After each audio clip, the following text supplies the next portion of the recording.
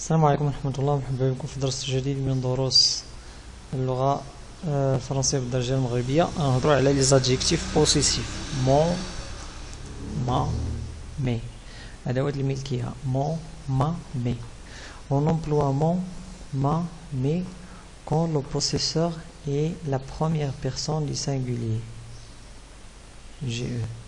كنستعملو مون، ما، مي إلا كان البوسيسور المالك هو البروميير بيرسون دو سانغولي يعني مفرد. نستعملوها حين يكون الملك متكلم مفرد بحال مون هنايا كون لوبجي اي ماسكولين سانغولي بحال مون ستيلو قلمي. نستعملوها حين يكون الشيء المملوك مذكر مفرد والمالك متكلم مفرد. ما كون لوبجي اي فيمينان سانغولي سيارتي ما فواتور. نستعملها حين يكون المملوك مؤنث مفرد والمالك متكلم مفرد. مي كون لوبجي اي بلوريال ماسكولين و فيمينان بحال مي ستيلو أقلامي، مي فواتور سياراتي. نستعملها حين يكون الشيء المملوك جمع مذكر ومؤنث والمالك متكلم مفرد.